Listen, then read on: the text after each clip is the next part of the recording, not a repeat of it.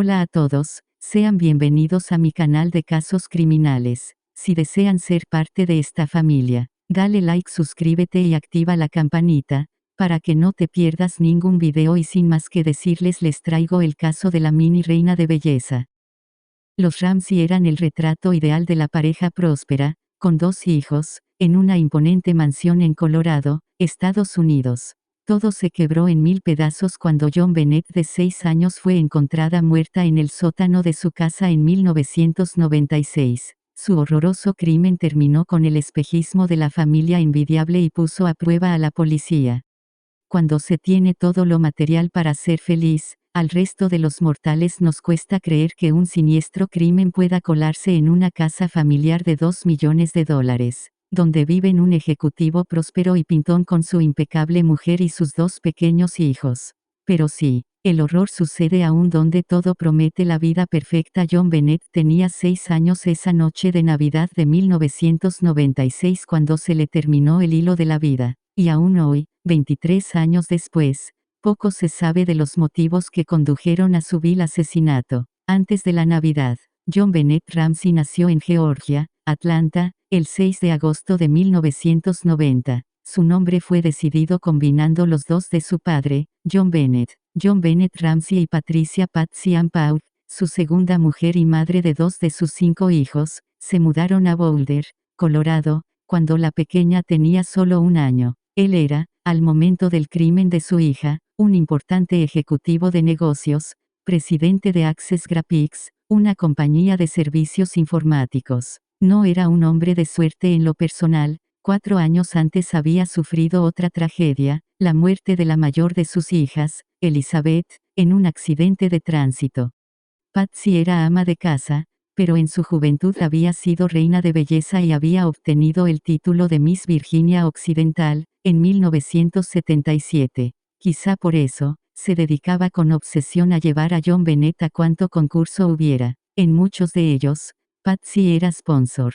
John Bennett, una verdadera mini beauty de largo pelo dorado y ojos azules, con solo 6 años ya había aprendido a posar, imitando a las modelos y actrices adultas. Llevaba, en esas numerosas ocasiones, las uñas pintadas de rojo, los labios estridentes, sombra, máscara de pestañas, tacos, plumas y minis. No faltó gente que cuestionara, por lo bajo, esta conducta de Patsy. Su hija se había convertido en una muñeca de carne y hueso para perseguir sus caprichos. John Bennett ganó muchos títulos para su cortísima vida: America's Royal Miss, Colorado State All-Star Kids Cover Girl, Little Miss Charlevoix Michigan, Little Miss Colorado, Little Miss Merry Christmas, Little Miss Sunburst y National Tiny Miss Beauty. Demasiados premios, demasiada exposición, demasiada frivolidad para una infancia normal.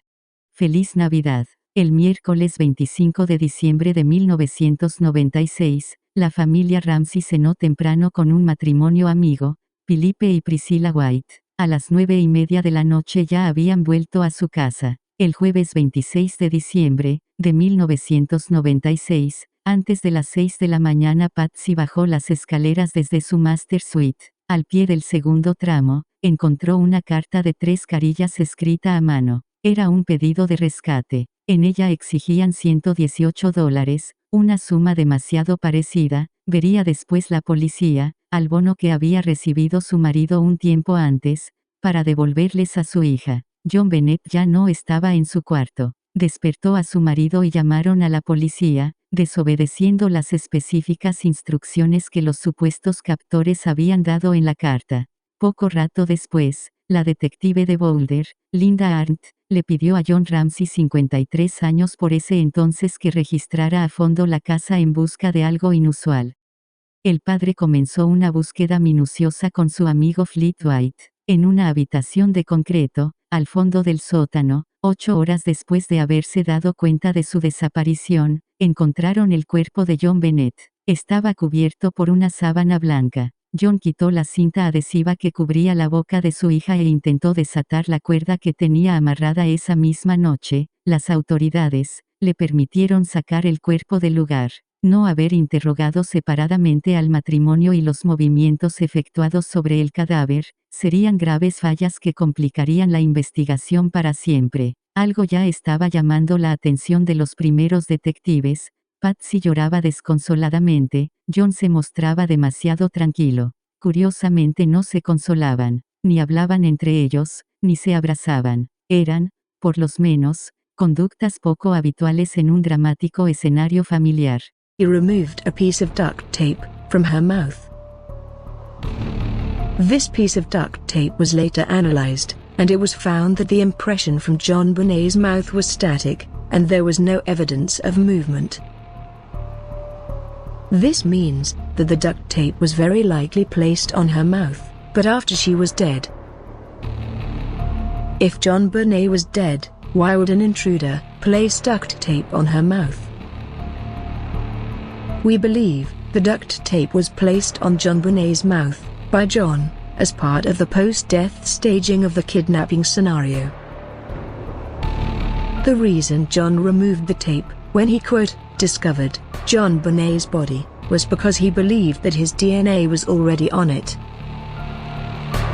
So when John discovered the body, he made sure to handle the duct tape.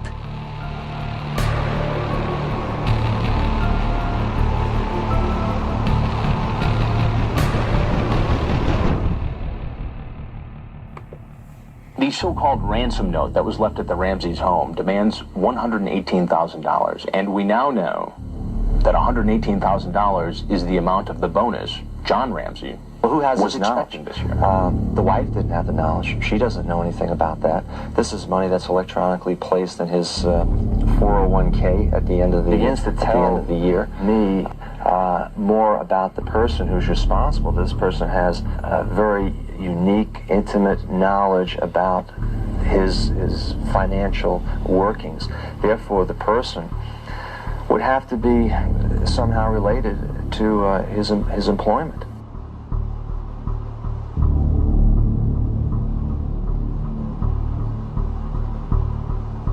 The note's author demands a ransom amount of $118,000. This peculiar amount was almost identical to an annual bonus that John received from Access Graphics. There seems to be a consensus that this could not have been a coincidence, and that the writer must have had direct knowledge of John Ramsey's bonus.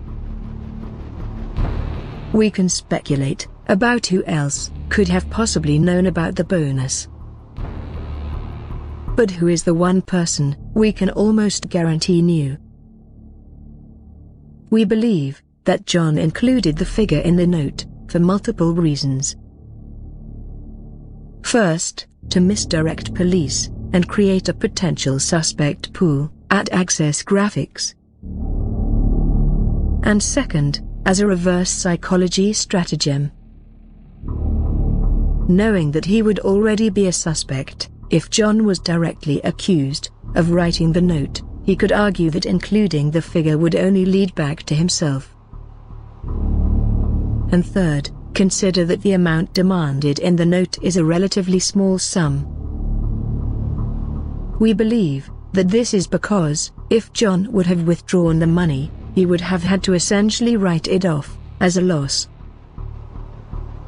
We believe that this is why the ransom amount is so small. $118,000? How's a small foreign faction to split up $118,000?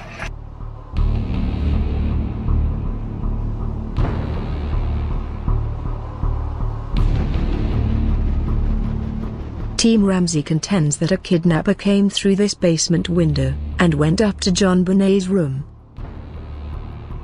If this was the case, the kidnapper passed several exits on the way back down to the basement. If the kidnapping scenario was true, and the intruder intended on taking John Bonet, he would have used those exits. Why would the kidnapper go back the same way that he entered? In other words, if the kidnapper could not fit John Bonet out of this window, which we are told is the same window that the kidnapper entered, it makes no sense for him to just give up. Doesn't it stand to reason that this kidnapper would seek other exits? We believe that the window and the suitcase only make sense as a staged scene. If the intruder used the suitcase for a step, would they not place it parallel and up against the wall for better balance? Considering what we believe to be a staged scene, it would not be a stretch to conclude that John probably manufactured the scuff mark to create the appearance that an intruder went through that window. John claims to have broken the window after being locked out of the house, but months before the morning in question. We believe that it is very possible that John actually broke the window the night of the murder. But why the story about being locked out? It is important to note that according to the Boulder PD, the metal grate outside the window was reported as undisturbed on the morning in question. This would suggest that all activity around the suitcase and broken window occurred inside the basement. We theorize that John utilized the window and suitcase and staged them to create a scene. A scene that police could not ignore as a possible entryway for an intruder.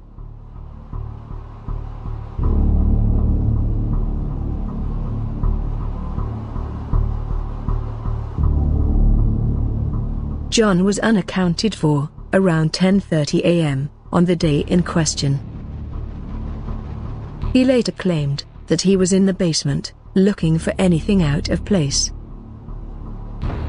If this is true, why did John fail to check the wine room?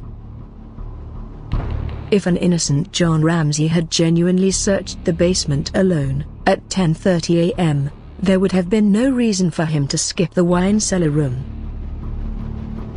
An innocent John would have unlocked it, turned on the light, and discovered John Bonet's body. The search timeline of the morning in question only makes sense if a guilty John was aware that John Bonet's dead body was in the room. Even Detective Steve Thomas believes that an innocent John should have discovered the body at 10:30 a.m., but chose to protect a guilty Patsy. If a guilty John Ramsey had searched the basement alone, it makes sense that he would report that he found nothing.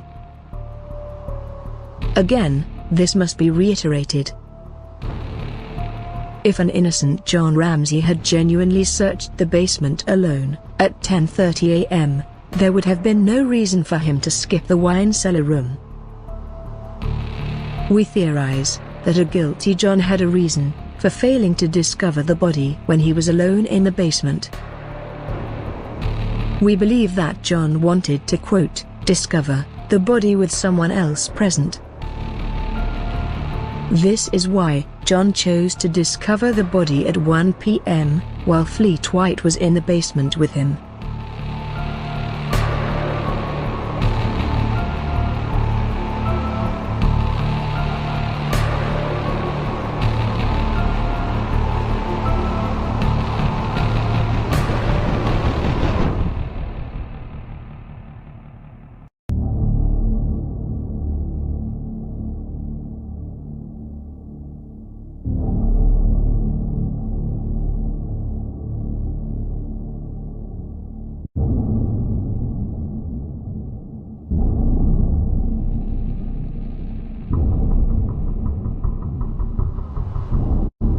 A piece of paintbrush was used for the garrote that was found tightened around John Bonet's neck. Evidence from the autopsy suggests that the paintbrush was also used in a sexual manner to abuse John Bonet. Although the paintbrush was from Patsy's kit, the hand strength required to break a paintbrush would be difficult to achieve by most women, let alone a genteel woman like Patsy Ramsey. Most men, on the other hand, possess the strength to break a paintbrush into 3 pieces. The paintbrush was broken the night of the murder, and we believe that this is a small, but crucial piece of evidence that yet again points toward John. The knot used to secure the cord to the broken paintbrush was somewhat intricate. John was in the Navy and a recreational sailor. He knew how to tie an assortment of knots.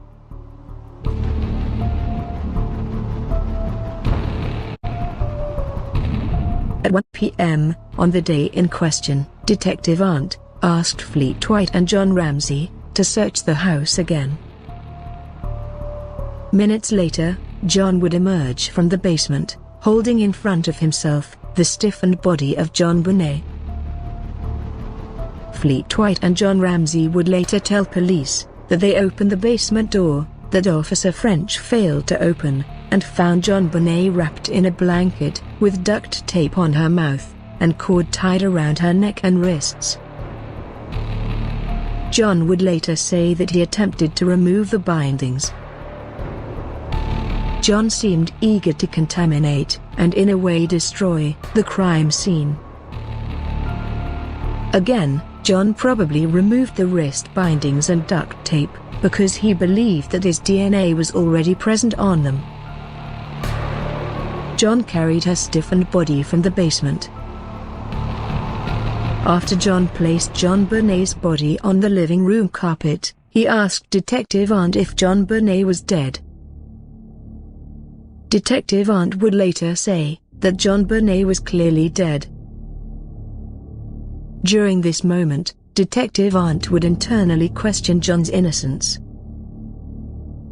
Does John's question seem genuine to you?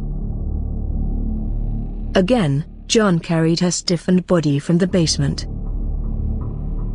John spent time attempting to remove the bindings. Ask yourself, wouldn't John have known she was dead? We believe that John's question was insincere, and an attempt to create doubt in his involvement. In other words, if John had to ask if she was dead, how could he have murdered her? Detective Arndt seemed to have seen right through this apparent deception.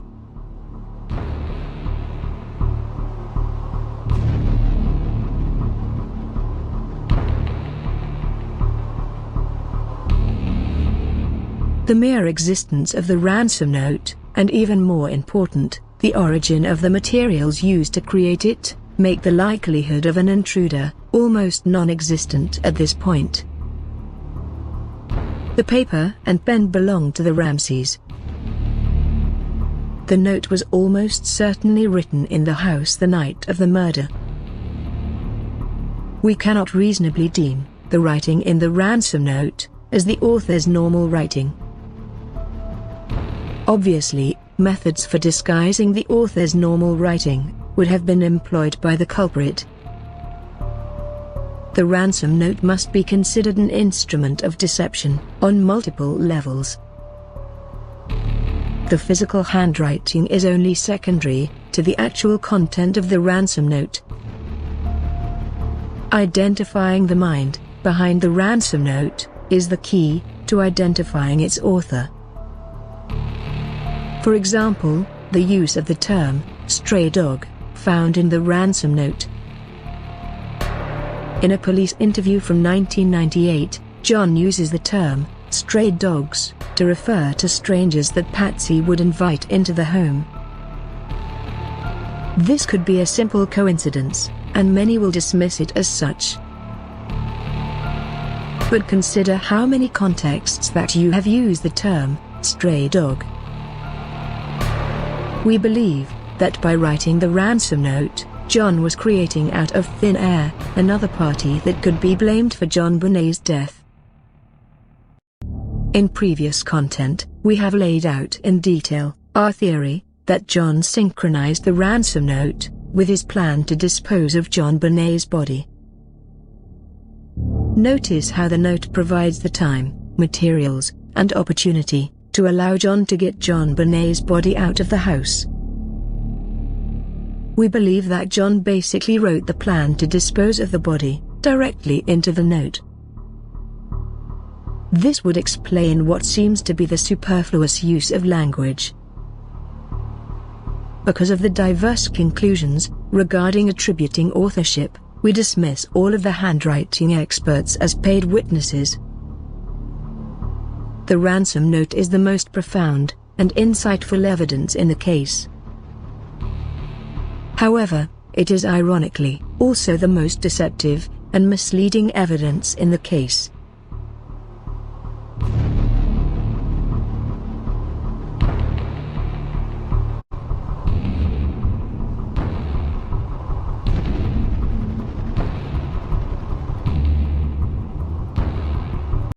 Los investigadores, casi inmediatamente, se enfocaron en la familia, incluido su hermano Burke, entonces de 9 años. Eran los principales sospechosos ante la falta de evidencia de que alguien hubiese entrado. La contratación, por parte de la familia, de 2 abogados criminalistas, un investigador privado y el experto en relaciones públicas, Pat Corten, contribuyeron a generar más sospechas sobre ellos. Estaban demasiado a la defensiva. También hubo trascendidos según los cuales, luego de la llamada al 911, Patsy dijo haber estado sola, habría colgado mal el teléfono permitiendo que se escucharan otras voces. Según los mismos trascendidos, la voz de un hombre que podría ser John decía, no vamos a hablar más contigo. Luego otra voz decía, ayúdame Jesús o ¿qué hiciste? Ayúdame Jesús. Y, luego, una voz suave como de un niño, podría ser Burke, que agregaba, ¿qué encontraron? Sin embargo, el tape fue analizado 9 veces, por el FBI y por el Servicio Secreto de los Estados Unidos y no reportaron ninguna otra voz más que la de la operadora y la de Patsy Ramsey. Su hermano Burke, siempre había vivido a la sombra de su bella y famosa hermana. Las especulaciones llevaron a que los investigadores se preguntaran si no habría estado enojado y resentido. Tímido, introvertido y con tan pocos años, Burke no parecía ser el asesino que buscaban. Además, la familia aseguró que los hermanos tenían muy buena relación. Pero, siempre hay peros, salió a la luz que en el verano de 1994, Burke había golpeado a John Bennett con un palo de golf en el rostro mientras jugaba a batear. Accidentalmente, dijeron. La mejilla izquierda de John Bennett tuvo que ser reconstruida por un cirujano plástico. En otra ocasión, Burke tiró sus propias heces sobre la cama de John Bennett. A esto se le sumó una frase que echó nafta a las especulaciones y que le habría dicho a su psicóloga, Susan Bernhardt, 13 días después del asesinato, ahora estoy recuperando mi vida. Muchos elucubraron que de haber sido Burke, podía entenderse que los padres mintieran para protegerlo. De esta manera cobraba sentido que la nota de rescate hubiese sido escrita por Patsy. ¿Qué encubría la madre? ¿Qué había pasado en esa mansión de ensueño? ¿Qué secretos escondían? Eran las preguntas que se hacían todos los norteamericanos. El agresor había dejado rastros de saliva en la ropa interior de John Bennett, pero el ADN, que según los resultados pertenecía a un varón de raza blanca, no coincidió con ninguno de los sospechosos. En 2008, la justicia resolvió que los familiares de John Bennett no habían tenido relación con su muerte. Incluso llegaron a pedir perdón a los Ramsey. Una de las claves para ello fue otro ADN, el de un vello púbico, ajeno a ellos, hallado en la escena. Esto exoneró a la familia. Los otros sospechosos del caso fueron, Gary Oliva, un pedófilo que había estado preso y vivía cerca de los Ramsey, John Mark Carr, un profesor de primaria en Tailandia que aseguró haberla matado, Bill McReynolds, un amigo de la familia al que le gustaba vestirse de Papá Noel, Michael Elgott, que vivía también en la zona y contaba con antecedentes por agresión sexual. Todos fueron descartados. John Mark Carr, un profesor de primaria en Tailandia que aseguró haber matado a la niña hace poco más de 2 meses, hubo una novedad. Randy Simmons, un fotógrafo de 66 años, fue detenido por 15 cargos de pornografía infantil. ¿Qué tiene que ver con John Bennett? Mucho. En 1997, había sido interrogado por su asesinato. 6 meses antes del crimen, él le había tomado a pedido de Patsy fotografías para que tuviera un portfolio más profesional para sus concursos de belleza. Ahora, en 2019, Pamela Griffin, ex amiga del fotógrafo, asegura que deberían investigarlo más seriamente. Pamela relató, Randy solía llamarme y me contaba sus problemas conyugales, pero después de la muerte de John Bennett comenzó a actuar de forma extraña. se siente en parte responsable porque fue quien recomendó a la familia Ramsey recurrir a Simmons como profesional. Pamela considera que el arresto del fotógrafo por pornografía infantil prueba que tiene mucho que ocultar. Él me decía, tengo la corazonada de que el departamento de policía de Boulder piensa que fui responsable de la muerte de John Bennett, y no puedo probar que no lo hice. No tengo una coartada para el día de Navidad de 1996 y contó algo más tétrico. Junto al cadáver de John Bennett se había encontrado una cuerda de nylon atada al mango de una brocha de pintura. Ella denunció que Simmons tenía un barrilete con el mismo tipo de cuerda que la encontrada en el caso. La vio cuando llevó a su hija a una sesión de fotos con Simmons y para una de las imágenes, el fotógrafo le dio a la pequeña ese barrilete para que posara. Pamela recuerda, con rabia, que llevó la foto a la policía, pero nunca hicieron nada. Durante la investigación inicial, Randy Simmons había sido descartado como sospechoso porque el examen de ADN no había coincidido con las muestras genéticas que se habían hallado en el sótano de los Ramsey. Pero la misma policía reconoció, años después, que la escena del crimen no había sido bien preservada y que había sido contaminada por la negligencia de los primeros agentes que la inspeccionaron. Lo que siguió al cuento negro, de Navidad John Bennett fue enterrada en el St. James Episcopal Cemetery, en Marietta, Georgia. Su madre Patsy, descansa junto a ella. Murió, en 2006, de cáncer de ovarios, esos mismos ovarios que le habían dado vida a John Bennett. Habían pasado 10 años del crimen y tenía solamente 49 años. John Ramsey se volcó a la política en 2004, por el Partido Republicano. Luego de la muerte de Patsy, habría salido un tiempo con Beth Holloway, la madre de una adolescente asesinada en Aruba, protagonista de otro resonante crimen, pero el romance quedó en la nada. En 2011, se volvió a casar y vive en Michigan. La casona, desde hace muchos años, pertenece a otros dueños que tuvieron que enrejarla porque los turistas del morbo los acosaban. La familia rica, la belleza impoluta, la felicidad aparente, la inocencia infantil, nada de eso habitaba allí. Las sospechas quedaron siempre adheridas a los portadores del apellido Ramsay. Y esto fue el caso de John Bennett Ramsey. Gracias por ver el video, suscríbete, dale like, y activa la campanita, y no olvides comentar, y esto fue Casos Criminales. Hasta la próxima.